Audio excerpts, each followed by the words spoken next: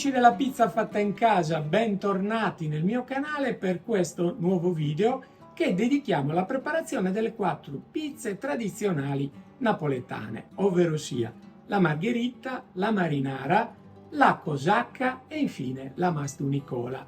Queste sono le 4 pizze che la tradizione napoletana ha consegnato a noi, poi naturalmente esiste una varietà infinita di altre pizze, ma noi oggi ci dedichiamo a quelle della tradizione. Cercherò di farvi vedere tutto al meglio. Vi segnalo solo che per realizzare queste pizze mi sto avvalendo del cosiddetto schema di regole della AVPN, Associazione Verace Pizza Napoletana, ovvero sia quelle regole che hanno un po' definito lo standard della pizza napoletana nel tempo e alle quali, se uno si vuole levare il gusto di essere proprio rispettoso, è bene attenersi, partendo soprattutto dall'impasto che io ho realizzato con un 62% di idratazione, che è quasi il massimo che prevede questo standard. Adesso, senza perderci troppo in chiacchiere, noi ci dedichiamo immediatamente alla preparazione delle pizze che io cercherò in qualche maniera di rendervi ben visibile accostando la telecamera. Adesso seguitemi che ci spostiamo qui. Partiamo quindi con il primo panetto.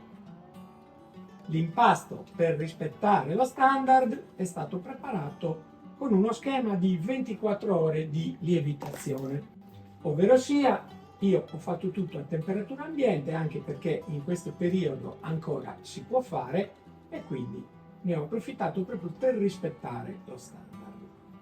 Allora, prepariamo il nostro panetto, lo stendiamo portando l'aria verso i bordi. I panetti sono da 250 grammi e comunque vi inserisco la ricetta in maniera tale che voi la possiate vedere e, se volete, anche replicare, cosa che naturalmente io vi suggerisco. Adesso allarghiamo un pochettino con la tecnica dello schiaffo il nostro panetto e dopo, una volta che abbiamo già ottenuto più o meno quello che ci occorre, lo allarghiamo ancora un poco con la tecnica dei pugni. A noi non occorre raggiungere un'eccessiva dimensione del panetto, perché per quello ce ne occuperemo dopo, nel momento in cui la pizza salirà sopra la pala. Adesso iniziamo subito con una bella margherita e quindi partiamo certamente dal pomodoro. Sistemiamo il pomodoro con un movimento rotatorio e lasciamo più o meno 2 cm dal bordo, o se volete anche 2,5 cm, che ci occorreranno poi per fare sviluppare, come dire, un po' il cornicione. Adesso aggiungiamo un pochino di basilico sulla base, mettiamo un po' di formaggio grattugiato e infine la mozzarella. Per una margherita non occorre altro, è una pizza estremamente semplice, la conosciamo tutti, molto saporita. Qua l'unica cosa che cambia è che ci stiamo proprio attenendo sia in termini di lievitazione che in termini di idratazione dell'impasto, ci stiamo attenendo allo standard della AVPN. Adesso asciughiamo innanzitutto le mani con uno straccetto che io suggerisco sempre di tenere vicino e prendiamo la pala. Bene, adesso, se avessimo tutta la comodità, faremo la salita della pizza sulla pala. Se non abbiamo tutta la comodità, facciamo un'altra cosa, cioè infiliamo la pala e facciamo salire la pizza sopra. Però in questo caso io credo che noi ce la possiamo fare e quindi tiriamo la pizza sulla pala come vuole la tradizione napoletana. Una volta che la pizza è sulla pala, e vi ricordo che questa essenza è da 34 cm, noi la possiamo allargare quanto vogliamo prima di andare in forno. E ora andiamo in forno. La cottura più o meno sarà di 1 minuto e 15 secondi e vediamo un po' come viene questa pizza. depositiamo e facciamo andare il nostro cronometro.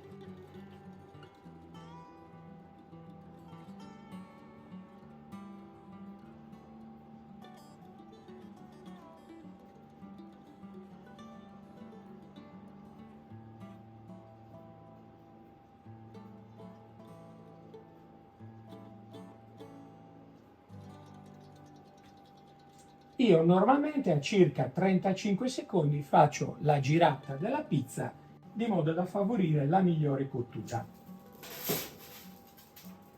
In teoria non è neanche necessario nei forni come questi, perché la resistenza ormai è perfettamente in grado di gestire senza nessun problema, però io per tradizione ormai molto spesso mi giro la pizza e quindi così sto facendo anche per voi.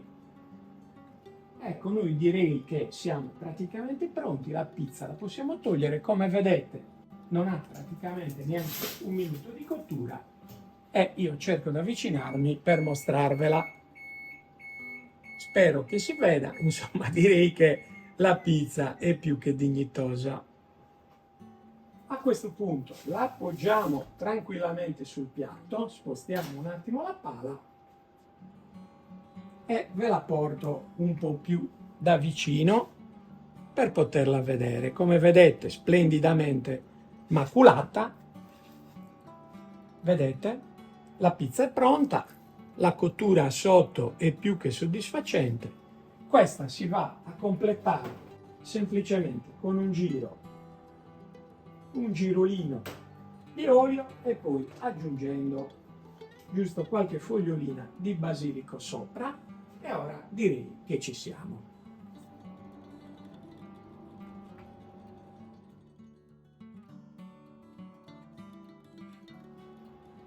Ci dedichiamo adesso alla pizza marinara, la seconda della serie di 4.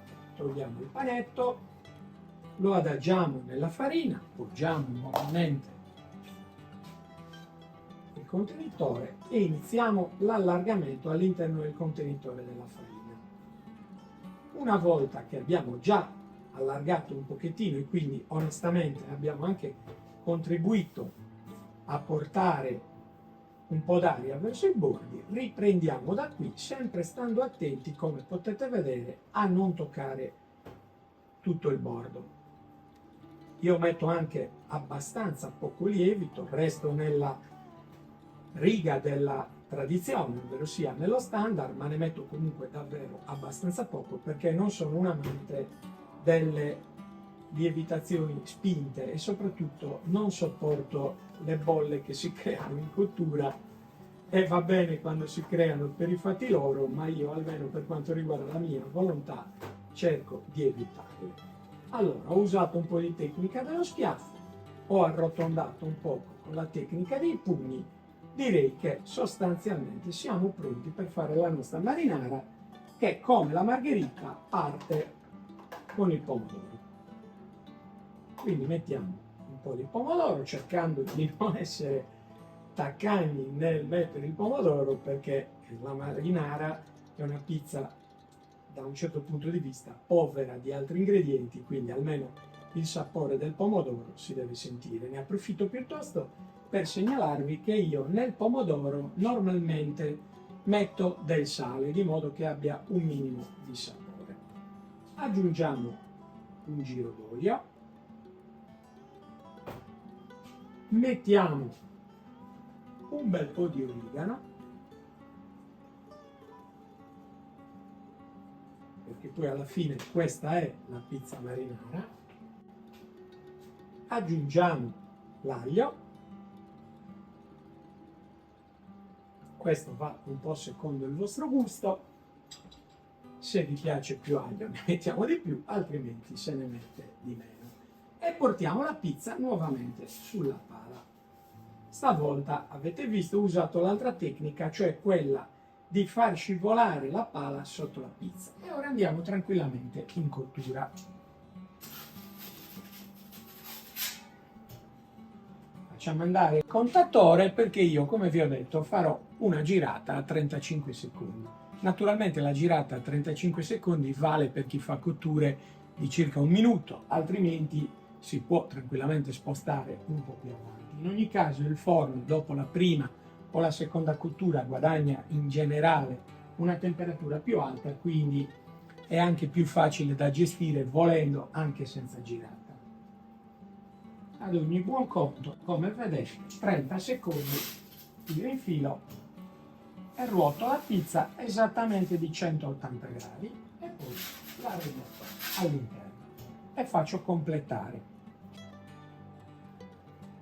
Anche in questo caso la cottura alla fine sarà in circa 55 secondi, insomma. Siamo sempre lì. Sono un po' le mie pizze, ecco, diciamo che come modalità di video ve la sto facendo quasi in diretta e quindi c'è anche il piacere di vedere come faccio dal vivo. Ed ecco qua la nostra bella pizza che io cerco di avvicinarvi nuovamente perché voi la vediate. Adesso la porto qui,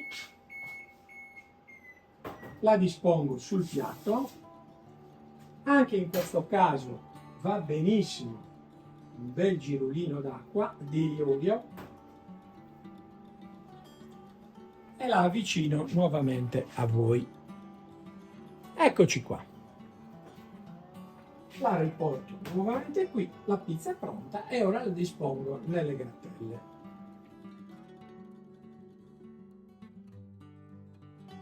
Eccoci qui col panetto per la cosacca. Togliamo nuovamente il panetto dal contenitore, ci liberiamo del contenitore e anche in questo caso iniziamo portando l'aria verso i bordi, prima da una parte e poi dall'altra. I bordi non li tocchiamo e poi trasferiamo sulla spianatoia facendo cadere tutta la farina in eccesso. Iniziamo la stesura sempre portando l'aria prima in una direzione e poi nell'altra. Talvolta, come potete vedere, in questo caso si può creare qualche bolla, ma io implacabilmente la schiaccio. Adesso, anche in questo caso, alcuni schiaffi, facendo ruotare la pizza, oltre che estendendola, la stiamo facendo ruotare. E poi, ancora una volta, con la tecnica dei pugni, la allarghiamo un pochino. La cosacca sostanzialmente, ecco, schiacciamo qualche bolla in eccesso, la cosacca sostanzialmente è una specie di marinara che però va anche a cavallo della margherita. Semplicemente rispetto alla margherita non ha la mozzarella, che viene sostituita da abbondante pecorino grattugiato, che è quello che tra l'altro ho usato anche se poco, nella margherita. Disponiamo il nostro pomodoro, sempre cercando di coprire le zone, poi mettiamo un po' d'olio. Nel caso della cosacca ci sta bene un po' di basilico e quindi lo mettiamo. Io questo l'ho tagliato prima di iniziare e poi, dulcis in fundo, si mette abbondante, ma veramente abbondante, formaggio grattugiato. Formaggio che per giunta aggiungeremo anche dopo che la pizza uscirà dal forno. Quindi possiamo tranquillamente caricarla sulla pala, procedere all'allargamento e prima che si attacchi, perché la pala è ancora calda dal contatto con i 500 gradi, andiamo in forno per la cottura. Accendiamo il timer perché anche in questo caso avremo cura ancora una volta di fare la girata a 35 secondi e poi completeremo la cottura nei tempi che più o meno avete visto, cioè 55-60 secondi.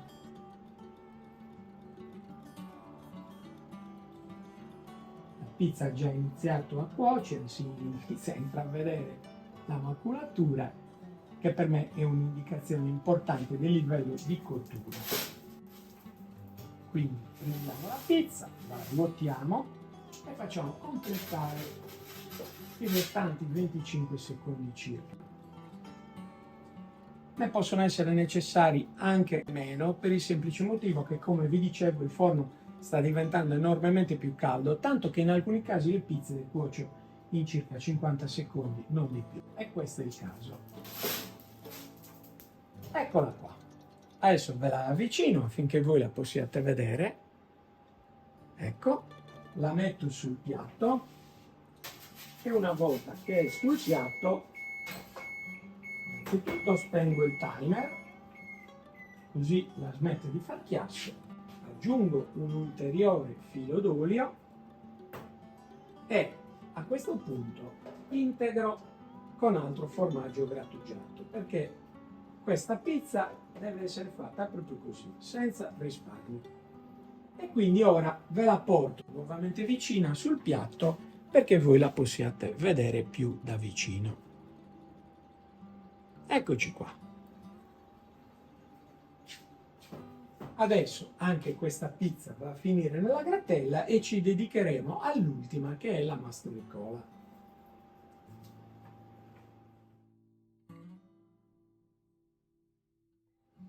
Ed eccoci qui per l'ultima pizza. La masturicola, che tutti dicono essere la più antica delle pizze napoletane, ben antecedente a tutte le altre, perché non c'era a quel tempo né mozzarella né pomodoro, quando si dice che si sia iniziato a parlare di una pizza o focaccia che in qualche maniera assomigliasse allora alla attuale masturicola. La prima parte naturalmente è uguale, perché la tecnica delle pizze napoletane è uguale, portiamo l'aria verso i bordi, prima da una parte e poi dall'altra. Nel frattempo abbiamo già scaricato la gran parte della farina da sopra la pizza, eccoci qua, e adesso possiamo iniziare con un po' di tecnica dello schiaffo. Naturalmente di schiaffi ne possiamo dare quanti vogliamo, noi non siamo dei professionisti che ottengono con 2 schiaffi l'allargamento preciso, però poi ci arrangiamo un pochettino con i pugni e in qualche maniera abbiamo la nostra bella pizza. La masturicola incomincia subito con lo strutto, che io prendo qui dal tavolo, l'ho preparato poco fa, perché non disponendo nelle case della sugna, che sarebbe grasso animale, ma che è difficile onestamente trovare nelle case attuali, è ammesso tranquillamente l'uso dello strutto, che è sempre grasso animale, semplicemente trattato in anticipo. Dopodiché c'è da mettere abbondante pepe, quindi provvediamo a tritare un bel po' di pepe, perché questa pizza è una pizza che è estremamente saporita proprio anche grazie al pepe, oltre naturalmente allo strutto e al formaggio grattugiato. Dopodiché si mette basilico.